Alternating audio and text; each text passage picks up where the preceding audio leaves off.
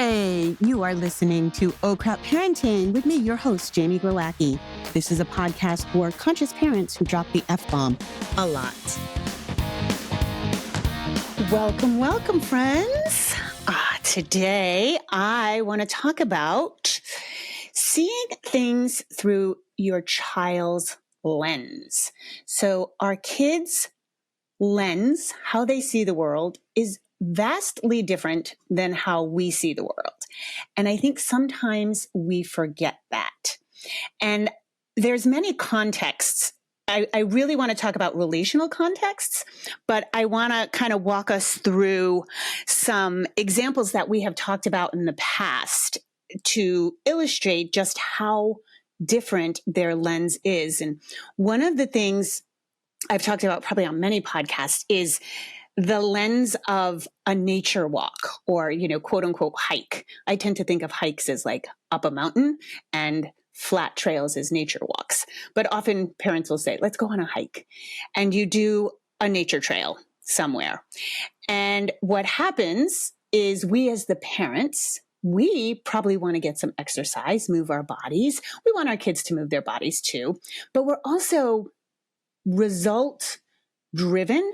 So if there's a nature trail, and there's markings on the tree, or maybe it's just a path that you take and it's a loop, our lens is do the loop, finish the loop, or finish the trail. That's the goal, right? Like we're goal oriented. And kids, their lens is very different on a nature walk, right? And God forbid there is a creek, a river, a puddle, any body of water along your path.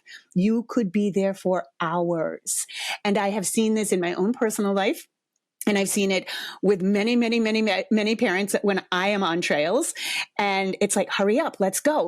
We have to finish the trail. And the kid is like, wants to explore, right? They're low to the ground. They find all these fascinating things.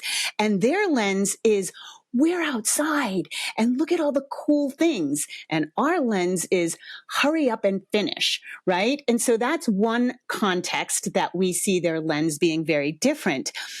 I remember with Pascal, I've told this story before, we would go on walks when we lived in Providence. We were in the city and, we'd go for walks around the block. Now I'm goal oriented. We're going to go around the block. Let's move our bodies. I wanted him to get, a little physically tired. Oh man, he had to stop. Every stone little wall had to be climbed on, right? And every crack in the pavement, every ant, every flower. And if there was a bee or a bug on the flower, oh my goodness, we had to stare at it as long as it would sit still. And his lens was exploration. Again, one day we came home and somebody as we were going in the back door, somebody had spilled something, maybe like a popsicle, something sugary. And there were ants, just tons of ants. And he I think he was like 2 or 3 and he squatted down, and he was observing and they were, maybe it wasn't popsicle because they were carrying something. They were carrying crumbs and it was amazing. Like ants are so strong, right? They can carry things like 3 times their body size. And, he was so fascinated. He wouldn't leave. He wouldn't come inside. He just wanted to watch. So I was like, all right, well, I guess I'll get us a sandwich and a camp chair. And we sat and watched those ants, oh my God, for probably 2 hours. And he was happy. His lens was like, oh my God, look at this thing. And to be fair, a 2-year-old squatting down to the ground, they can see a lot more than us from our vantage point up high. And that was his lens, right? And I'll give a couple of more examples from my personal life is, he loved trains, and we lived pretty close to the train station in Providence, Rhode Island. And he would beg me to go look at the trains.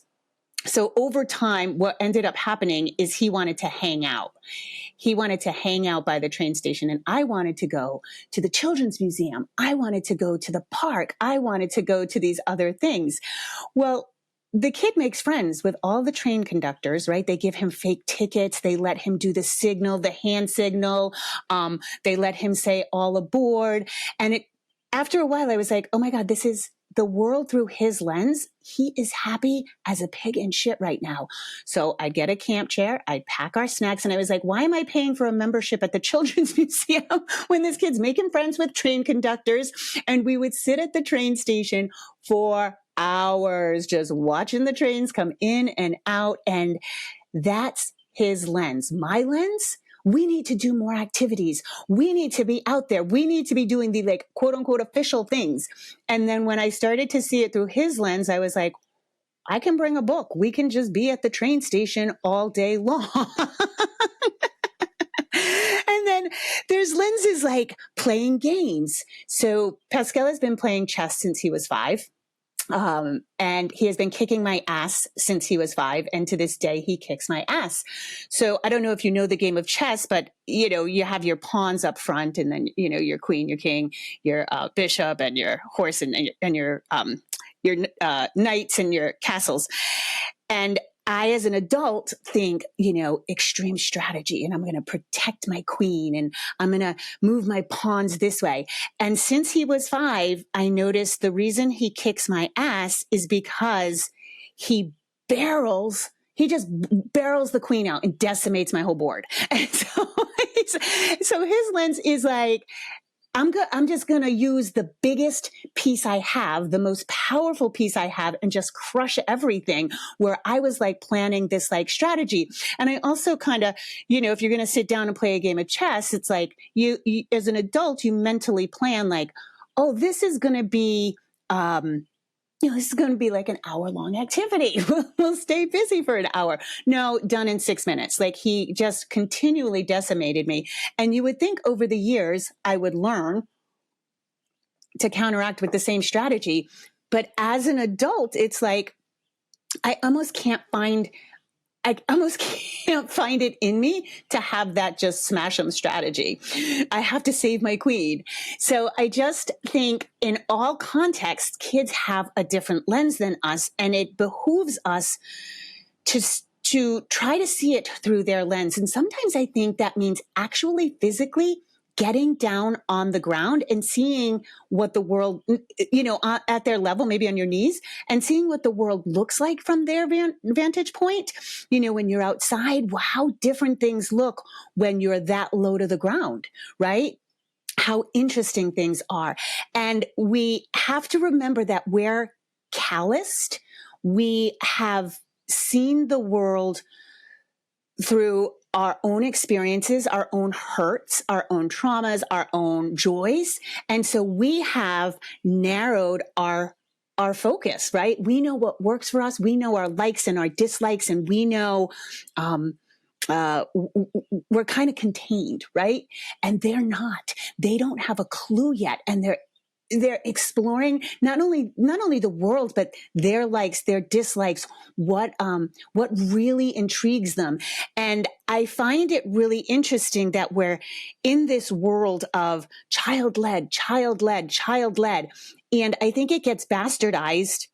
Like I see so many parents having no boundaries because they think child-led is best. So the child's like running the household, when really child-led means I'm not going to go to the Children's Museum. I'm going to sit in the fucking train station all day, right? And following that interest and watching what happens when we see it through their lens, watching them observe. And there's so much going on. I don't know what was going on in Pascal's head, but there was so much going on. And well, actually with trains, it ended up being a whole big thing. And he, learned all about combustion engines and steam engines. And, it led down a whole mechanical path, which is really cool.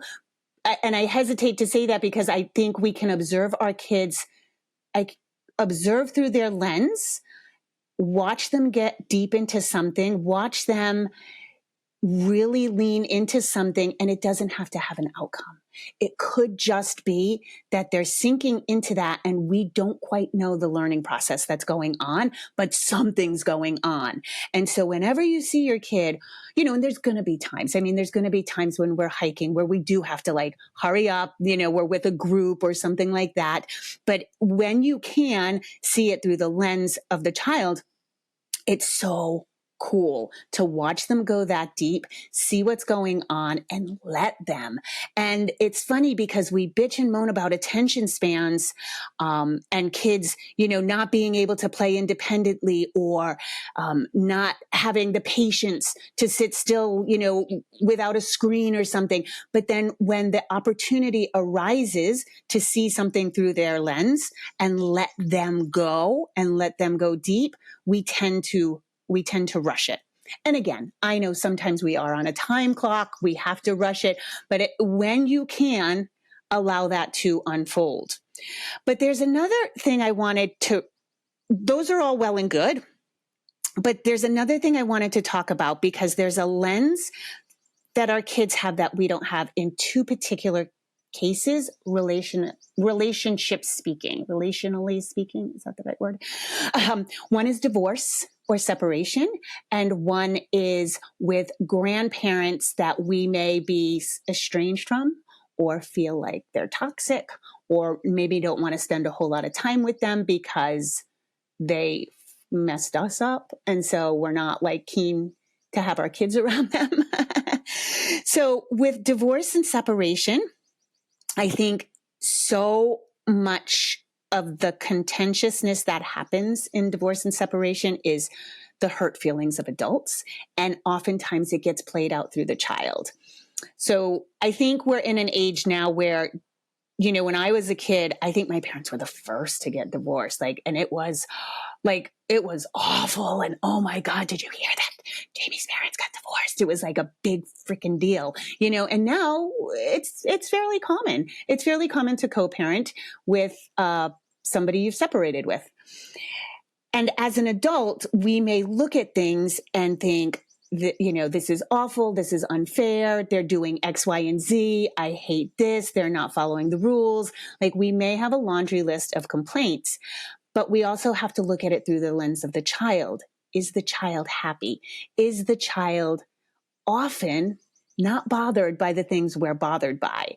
And granted, I know there's a lot of moving pieces in a separation, and there are there's custody and there's visitation times. And I know there's a lot that can be, a lot of boundaries that can be skewed in that relationship. So I'm not telling you to not be angry, but I think sometimes we do have to also see it through the child's lens, because oftentimes the child is doing fine if we, the adults, could not be contentious. Yeah. And that's largely speaking what happens in a separation, is if we can maintain, the child's going to be just fine.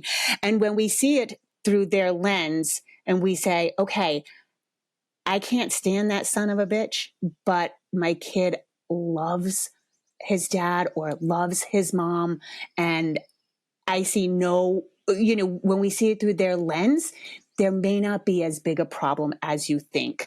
And so that is really important. And I also think it's really important to then really curb our contentiousness with the ex-partner, because I think sometimes we make trouble in the fairness pursuit.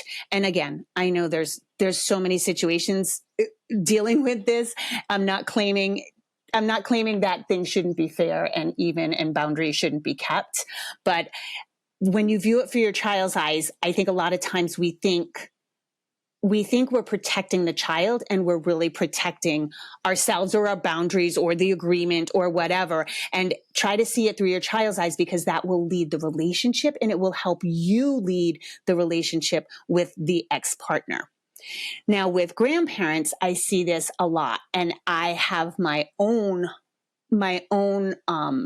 personal story about this. My dad's an asshole. He's just, I've made peace with him and we get along, and I call him out on it, but he's one of those guys, he's misogynistic, old school to the max, and every time he opens his mouth, stupid comes out.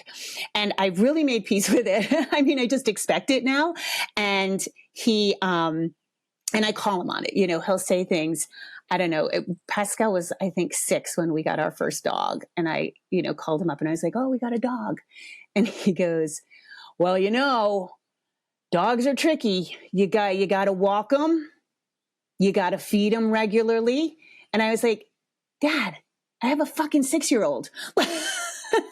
he needs to be walked and fed regularly, and I've done okay. So like, that's the level of stupid I'm talking about. So the stupid things he says. So anyway, and my father was horrible in my childhood. Horrible, horrible, horrible. And my brother and my sister still like haven't made a lot of peace with him. So at family gatherings, there'll be some nasty talk after he leaves. And so Pascal is like really funny because he's like, I love grandpa. Like, he's always been so great. And he's a good grandfather. He really is. Even though he says stupid things in front of Pascal, and Pascal just rolls his eyes or calls him out on it now.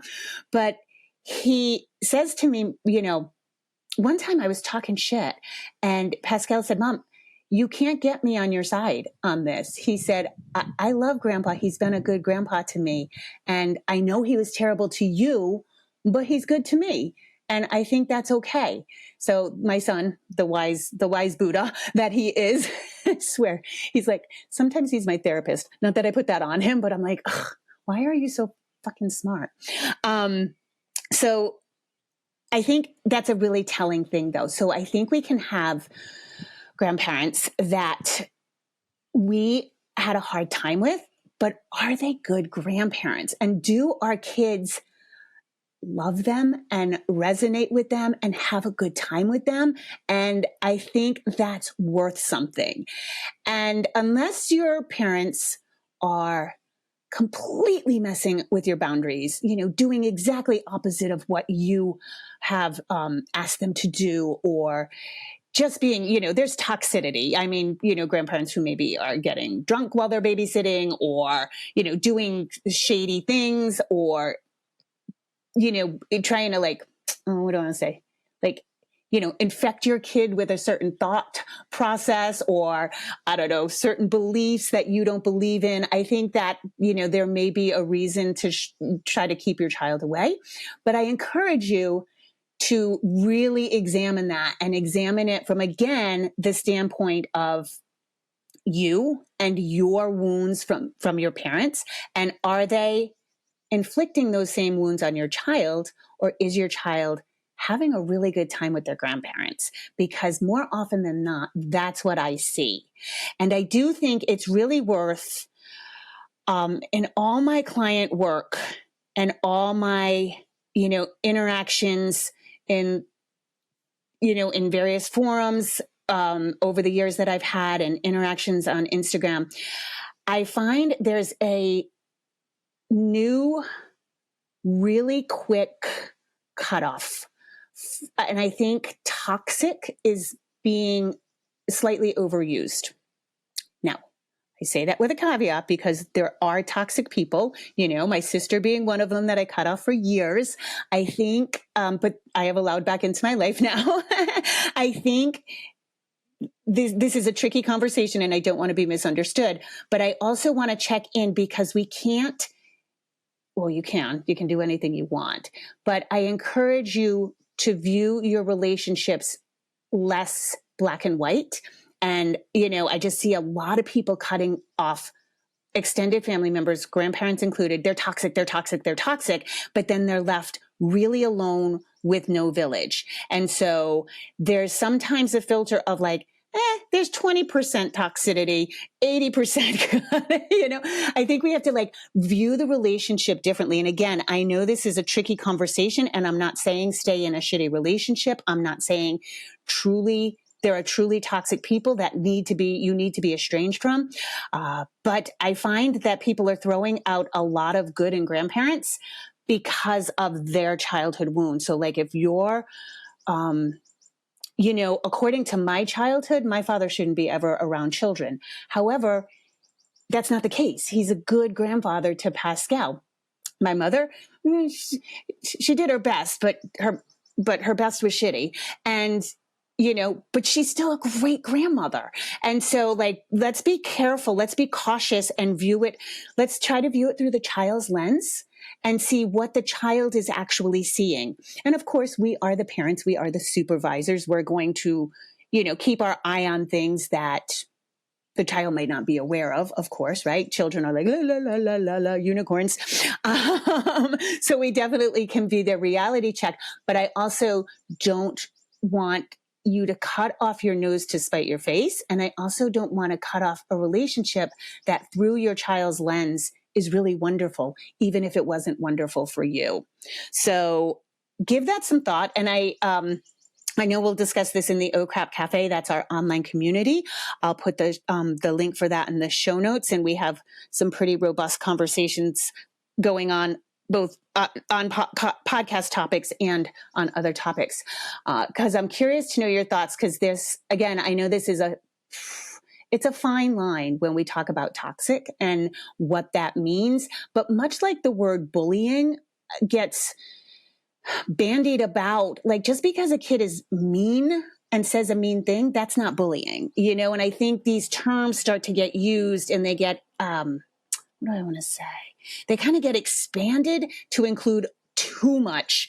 And I feel like toxic is one of those things right now. It's become like, oh, she's so toxic, and again, seeing the flip side of that, which is there are truly toxic people that need to be kept away from. So give that some thought, let it marinate. I'd love to know your thoughts. And as always, I appreciate you. I appreciate you listening. If you want to give me a review on iTunes or wherever you're listening, that'd be awesome. 5 stars is amazing. And today I'm recording this May 28th, and the 10th anniversary of Oh Crap Potty Training has been released today. So very excited about that.